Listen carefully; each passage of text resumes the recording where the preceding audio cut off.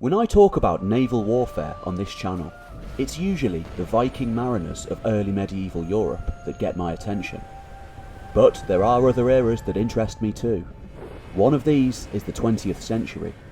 I'm hoping to make some content on this period in the near future. In the meantime, this video is sponsored by World of Warships, a free-to-play online computer game that captures the essence of that fascinating age. World of Warships is completely free to play. You can command a massive naval fleet featuring some of the 20th century's most iconic war vessels. As you play, you unlock new ships, over 200 being available from 11 different nations. With incredible attention to detail, each ship has been painstakingly reconstructed from 3D scans of their real-life counterparts, making battle at sea as realistic as possible. In-game weather effects make each new battle unique and can even change outcomes, forcing the player to adopt new tactics. World of Warships is constantly evolving the game, so there is always something new to experience, with a steady update of new missions, game updates and events. You can join the steadily growing community of 30 million players worldwide and get a free aircraft carrier, the USS Langley, by using my exclusive offer code or by following the link in the description below. In the late summer of 1097, a crack force of heavily armoured warriors came hurtling down through the mountain passes of Cilicia in sun-scorched southeastern Anatolia to enter the lush coastal plains beyond. To say that the region had a turbulent recent history would be an understatement.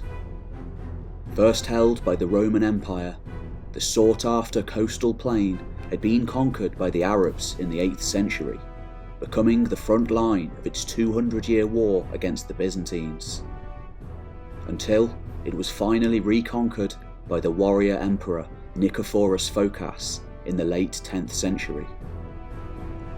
Since then, Cilicia had enjoyed a relative period of peace under the prosperous 40-year rule of Emperor Basil II, followed by another period of imperial collapse, brought on in part by the arrival of a new power in the region, in the form of the Seljuk Turks. Remnants of all of these occupiers could still be seen littering the landscape and in the ethnicities and culture of the people who lived there. Now, in the twilight years of the 11th century, the once mighty Seljuk Empire was on the brink too, fairly quickly fragmenting into various successor states after the death of the Sultan Malik Shah in 1092. Most of the people who lived in Cilicia were now Armenians, often no particular allies to the Byzantines. For the most part, they lived under the rule of Turkish garrisons. And now, there was another faction to add to the mixing bowl. Numbering no more than 200 men, and guided by a local Armenian who knew the winding mountain paths well. 200 or so Norman knights arrived at the thriving metropolis of Tarsus. The local Turkish garrison rushed out to face the newcomers, though they too were few in number and were soon pushed back. Normans were used to fighting in unfamiliar territory and in small numbers. In fact, they'd made a lifestyle out of it, ingratiating themselves into fragile political situations from the Irish Sea to the Eastern Mediterranean. They'd even been active in this very same region over the last half century or so of crumbling Byzantine rule. And now, the leader of this small force was going to attempt to establish himself, as his kinsmen had done all over Europe, as the new feudal lord of the region. Quickly establishing a loose cordon around the town, the Normans made an elaborate show of preparing for the coming conflict, loudly proclaiming that they were just the vanguard of a much larger force on the way. under the overall leadership of the great Bohemond of Tancred, master of southern Italy.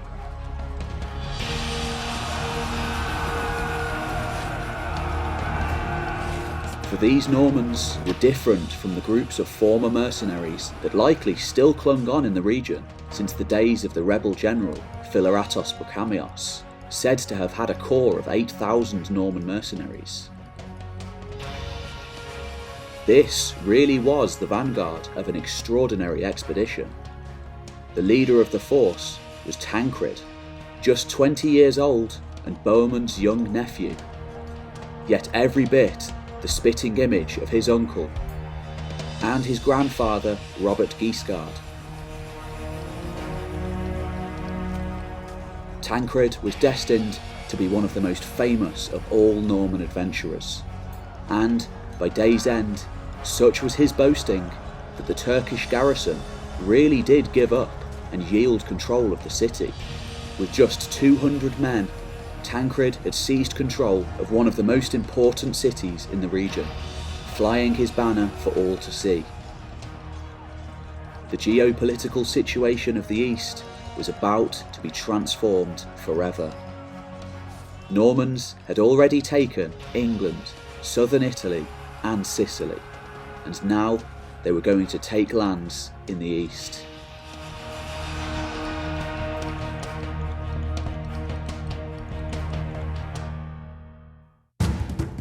In the late 1090s, the gradual appearance of the armies of the First Crusade at the court of the Byzantine Emperor Alexius Comnenus proved to be a logistical nightmare. Month after month, year after year, as tens of thousands of Western Europeans passed through Constantinople, driven into a frenzy of religious fervour, others simply following their lords and taking the excuse to loot and pillage along the way. Alexius had the unenviable task of feeding and lodging the newcomers, in order to keep rampant looting and outright violence to a minimum as they passed through his lands.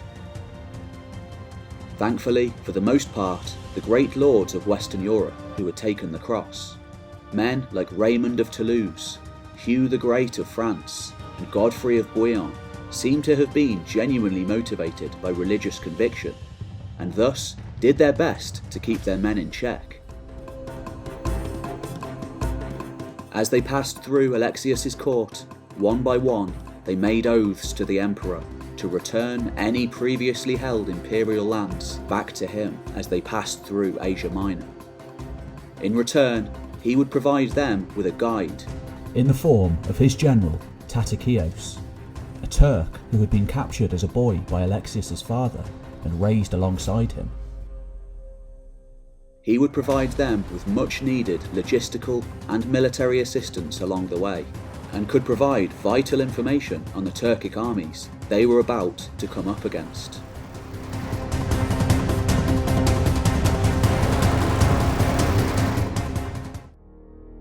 When one of the last and most controversial of the great lords who had taken the cross arrived in Constantinople, however, Alexius had good reason to be wary. The Italo-Norman warlord Bohemond of Taranto was a giant of a man, both in stature and in character. He had spent an entire lifetime making war, more often than not against Alexius himself, who had personally led armies to combat him and his father Robert Guiscard on several occasions, as they ravaged their way along the Adriatic coastline in the 1080s. Yet, nonetheless, Bohemond proved to be every bit the gentleman when he arrived in the great city in 1097, sparking at least some of Alexius's advisors to surmise that he may have changed his ways. Alexius Comnenus, one of the greatest Byzantine emperors in history, and a man who had somehow brought his empire back from the brink of total collapse during the first decade of his reign, wasn't so convinced. In a tense personal meeting between the two one-time enemies, Bohemond agreed to make the oath, but only after quite outrageously suggesting that the emperor give him the title Domestic of the East, a powerful rank not held for a number of years, since the disastrous loss of most of their eastern lands to the Seljuk Turks, after the defeat at Manzikert in 1071. Always a tacit politician, and knowing the Norman history of ingratiating themselves into existing political systems in order to further their own goals, Alexius politely declined the offer. Despite all of Bohemond's apparent newfound interest in supporting the empire, worrying omens for the future were also seen that day. Bohemond wasn't the only Norman in the army who had previously ravaged the empire, and almost none of these men took the oath. By the time he arrived in Constantinople in 1097, Bohemond had amassed around himself an elite force of some 5,000 like-minded, ambitious young men, many of them blooded from decades of warfare in the brutal maelstrom of 11th century Italy, and a large proportion of them having previously served during his or his father's campaigns against the Byzantines. Some had even been Byzantine mercenaries at some point in their careers.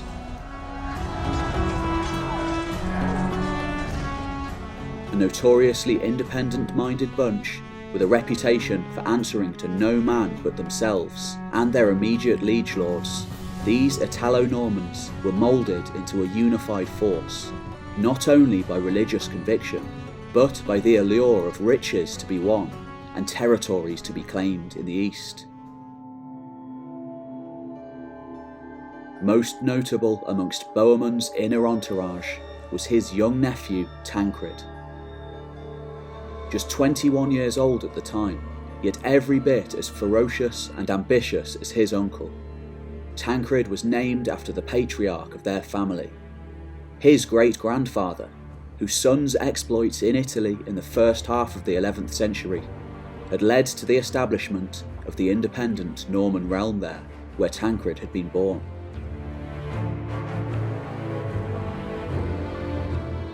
Tancred, who had been too young to take part in Guiscard or Bohemond's campaigns along the Adriatic in the 1080s, very much possessed the Hauteville penchant for ruthless and naked ambition. This, combined with the concessions granted by Pope Urban II, made for an intoxicating combination, and he now sought to make a name for himself that would echo down the ages. Despite Bohemond's outward pretences of being religiously motivated, Tancred didn't even bother to pretend. In all likelihood, he and his retinue had probably engaged in widespread looting since they first arrived within the borders of the empire several months before, simply because they could. They even chose to take the very same route across the Adriatic that Bohemond had once treaded during his invasion a decade earlier.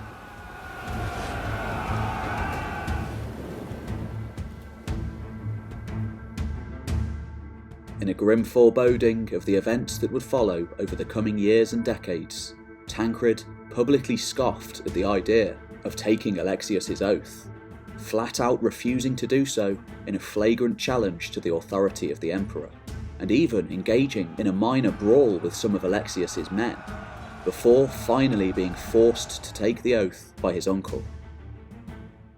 Now fairly certain of Bohemond's overall ambitions to claim a portion of the formerly Byzantine-held lands for himself, and unwilling to put up the Normans for any longer, Alexius promptly shipped Bohemond's army across the Bosphorus to Asia Minor to link up with the rest of the crusading army. It was there, on the western border of the Sultanate of Rum, a successor state to the Seljuks that now held sway in much of the interior of Asia Minor, that the first engagement of the First Crusade would take place. For the time being at least, the Normans were out of Alexius's territory, but in reality, his problems were only just beginning.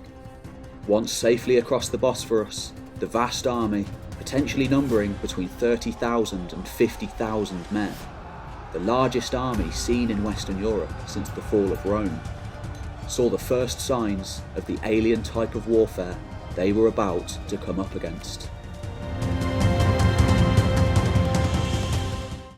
Strewn all around them on the plains of northwestern Anatolia lay the grisly remains of the People's Crusade, a movement mostly consisting of poorly organised peasantry that had been decimated by the armies of Kilij Arslan, the Sultan of Rum, just months earlier. Arslan had managed to overcome the People's Crusade so easily that he decided to leave his capital of Nicaea and campaign against his enemy to the east, the other major Turkic power of Anatolia, and another successor state to the Seljuks, the Danishmends. It was only then that the actual military leaders of the First Crusade arrived in his territory, and they almost immediately laid siege to his capital of Nicaea.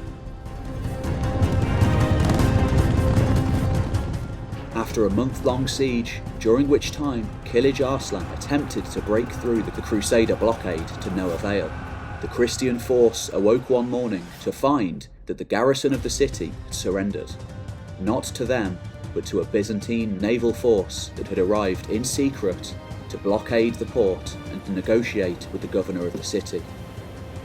Now back in Byzantine hands, and with a brutal sack of the city averted, the Crusaders had no choice but to push on through the interior of Asia Minor and towards the Holy Land. Much of the Norman leadership, and Tancred in particular, were furious over Alexius's actions, though in reality he had simply adhered to the oath that the majority of the Crusader leadership had made to him to restore formerly Byzantine-held possessions back to the empire.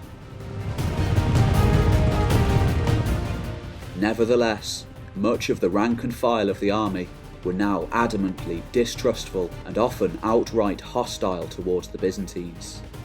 Yet, they had little time to muse over what had happened at Nicaea.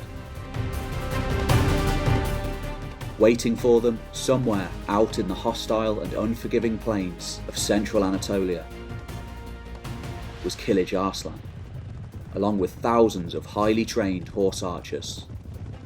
The next battle of the First Crusade would be one of the first instances of a pitched battle between a Turkic army utilising the Eastern style of warfare honed on the steppelands of Central Asia versus a Western European force fighting with an emphasis on heavily armed knights.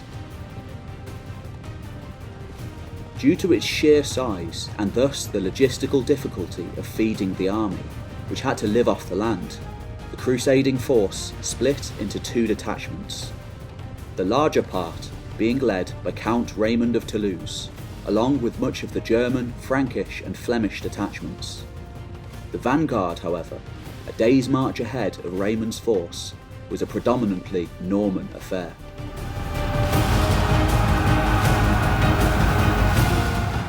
Led by Bohemond and supported by William the Conqueror's son, Robert Curthose, on July 1st, near the ancient city of Dorylaeum, Bohemond's vanguard and Tancred alongside it marched directly into a trap laid by Kilij Arslan, now supported by his one-time enemy, the Danishmends.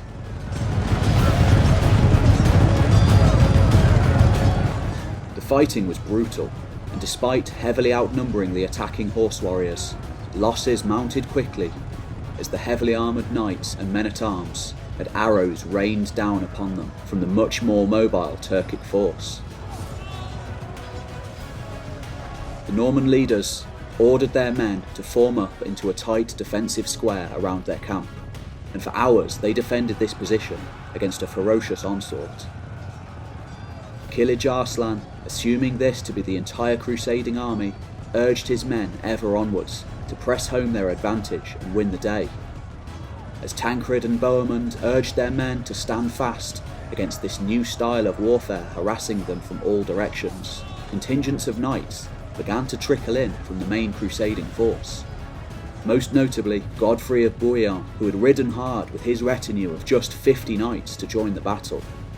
He somehow managed to slip through the Turkish lines to link up with Bohemond and Tancred, yet still Crusader losses continued to mount. For 7 hours they withstood a mauling from the Turks, until finally Raymond's force arrived on the scene with tens of thousands of fresh warriors who flooded out onto the field to Arslan's dismay.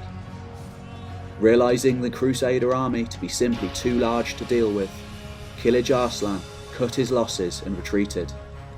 He wouldn't threaten the Crusaders again during the march to the Holy Land. In the aftermath of Dorylaeum, Alexius achieved some of his initial goals by retrieving various imperial territories adjacent to Nicaea.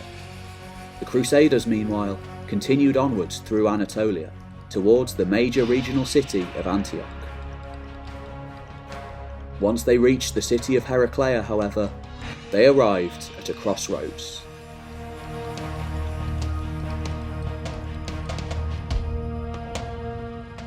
Two routes to Antioch lay open to the army. The safer, though longer route through the Anti-Taurus mountains, and a quicker shortcut through the mountain passes directly to the south.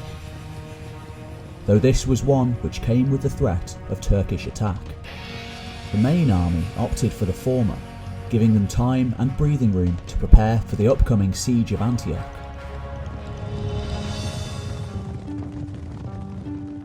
Though a few select men were dispatched down the southern route. There they could make contact with local Armenians, resentful of Turkish rule, and approach Antioch in a pincer movement from two directions, along with logistical support. No sooner had Tancred taken the city of Tarsus, however, did a second force arrive. This one was also led by an ambitious, younger relative living under the shadow of a great man. He was Baldwin, younger brother of Godfrey of Bouillon, and he outnumbered Tancred by at least 2-1. At first, relations were good, with the two men feasting together. By morning, however, tensions began to flare up. Having done all of the hard work, Tancred refused to share the plunder from the city equally with Baldwin's men. In response, Baldwin simply demanded overall control, forcing Tancred to yield to his authority and hoisting his own flag above the city. Tancred wasn't a man to be slighted, and though he and his men soon left the city to seek better opportunities elsewhere, the event was the beginning of a feud that would last for the rest of his life. Next on the agenda was the town of Adana, where a confusing and vicious coup had just spread through the region. A local Armenian ruler, Oshin of Lampron, had just thrown off the town's Turkish garrison, adding it to his steadily growing territory. Also present, however, and currently occupying the citadel, were a small force of Frankish warriors, led by a Burgundian named Welf. Historians disagree as to the origins of these men, whether they were simply a rogue offshoot from the main crusading force, leftovers from the old Norman mercenaries once active in the region, or an entirely autonomous force of pirates, operating far outside their traditional haunts in the English Channel. Nevertheless, Tancred made common cause with both of these factions, though the city itself remained under the control of Oshin. An astute ruler, Oshin was able to avoid any further issues with the Westerners by pointing Tancred in the direction of another town ready to throw off its Turkish occupiers. He even supplied Tancred with 200 reinforcements to assist him. Meanwhile, back at Tarsus on the 24th of October, another group of Normans, 300 of them, arrived from the main Crusader army to add to Tancred's numbers. They were hungry and they were tired, and knowing nothing of the disagreement between Tancred and Baldwin's men, they asked to be let inside the city walls. Baldwin, however, now wary of the Normans, refused their request.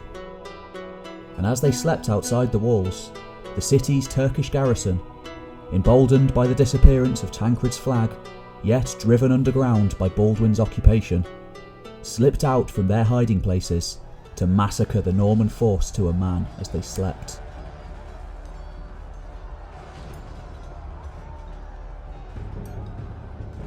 With the next day came outrage and a vicious massacre against the local population. Baldwin himself lay low, in fear of reprisals against himself. Tancred, meanwhile, successfully seized the town of Mamistra, finally rewarding his men with riches and plunder. Before long, however, Baldwin turned up too. A confrontation had to happen. Tancred, now having similar numbers to Baldwin, thanks to his Armenian allies, wouldn't back down this time. Incited by his erstwhile lieutenant Richard of Salerno, who vowed vengeance for what had happened at Tarsus, a brawl followed by an outright battle between the two forces resulted, and Baldwin eventually left the city. He had been busy too, making his own Armenian links, notably a nobleman named Bagrat, whom he had met at the siege of Nicaea. Bagrat spoke of lands further to the east, in need of liberation and protection.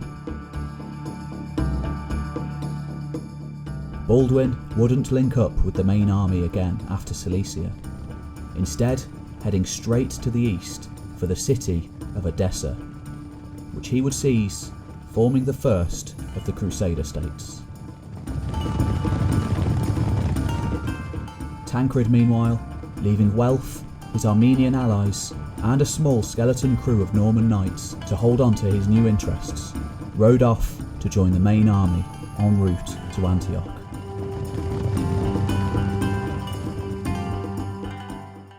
The new acquisitions included the metropolises of Tarsus, Adana, And Mamistra, all formerly Byzantine cities conquered by the Seljuks just a handful of years previously, as well as the strategically important castles at Sarvandakar and Anazarbus. These gains would prove absolutely instrumental during the subsequent siege of Antioch, as well as the links Tancred successfully forged with the Armenian lords of Cilicia. Most notably Constantine I, the Rubenid Lord of the Mountains, who provided a great deal of logistical support to the Crusaders during the costly and lengthy siege of Antioch, and continued to be a firm ally for years to come. None of the formerly Byzantine cities were handed back to Alexius. After Antioch finally fell to the Crusaders in June 1098, Bohemond proved Alexius's fears to be entirely grounded when he set himself up as the de facto ruler of the city, amidst great protests by Count Raymond of Toulouse, the few Byzantine representatives still present within the army, and a number of the other leaders. Yet, despite their anger at the situation, the decision was made to carry on south to Jerusalem and leave Bohemond with his new possession, the latest Norman polity to be born, the Principality of Antioch. Before annexing much of the adjacent territory into his new state, Bohemond dispatched his erstwhile second-in-command, Tancred, to be his representative at the siege of Jerusalem. Now finally out of the shadow of his uncle, it was Tancred's time to shine. After another fierce siege, the holy city of Jerusalem finally fell to the Crusaders in 1099. Tancred was one of the very first men to enter the city, the sack of which led to a grisly massacre of the vast majority of the native inhabitants, many of whom were Christians and Jews. Interestingly, in a brief glimpse into Tancred's personality, he is said to have given his standard to a group of terrified citizens who had taken refuge atop the Temple of Solomon, an act which should have guaranteed their safety. Upon returning, however, after taking his fair share of the plunder, he was outraged to discover that they had all been massacred by other groups of Crusaders. The city had fallen, thus finally realising the goals of the Crusade. Unlike the settlements further to the north, such as Antioch, however, Jerusalem hadn't been under the control of the Turks. Just prior to the arrival of the Crusaders, the city had fallen to the Egyptian Fatimid Caliphate, a rival Islamic power to the Turks, and they were still around. Some of the Crusaders enjoyed a brief rest, others began debating over how the new polity should be run. Tancred, however, true to his personality, almost immediately left the city with a few select men in order to scout the Fatimid positions along the Palestinian coastline. Lo and behold, within a matter of days, Tancred and his men captured a handful of Egyptian scouts. After questioning, it became apparent that a large, fully rested Fatimid army was headed straight for the Crusader force. Thus, Tancred's professionalism and alertness allowed for an effective counterattack at the crucial moment when everything might have been lost. During that battle, fought at Ascalon, Tancred formed a major part of the army that punched through the Fatimid lines, winning the day and ensuring the survival of the new polity.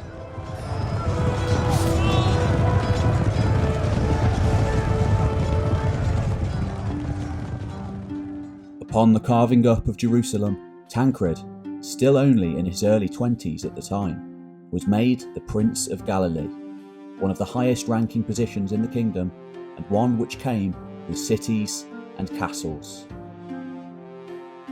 After close to 3 years of campaigning, Tancred had finally achieved what he had set out to do.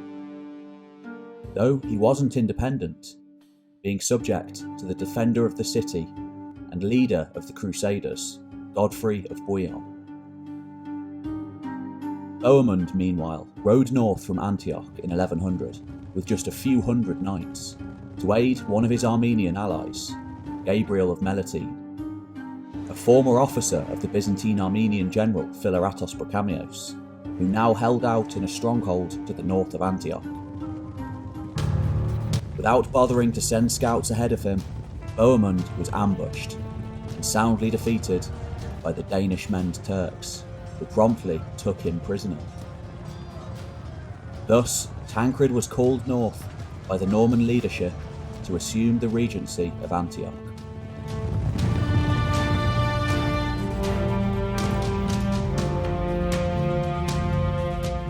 Out of respect for his uncle, he didn't use the title of prince, though, having said that, he was in no hurry to see his uncle released. Tancred would go on to hold the position of ruler of Antioch, on and off, for the next 12 years. Thus, despite being the one who had raised the Norman force in the first place, it was Tancred, not Bohemond, who reaped the benefits of the First Crusade. Whilst Bohemond languished in the dungeons of the Danish men's, Tancred immediately set about reoccupying his old conquests in Cilicia to reinforce the young Principality, shamelessly throwing out their Byzantine garrisons and stocking the walls of Tarsus with loyal Armenians and Normans. He expanded his territory by annexing and conquering land from the multitude of Armenian factions in the region, making common cause with the most legitimate of the bunch, the new Rubenid Lord of the Mountains, Thoros I, against the others.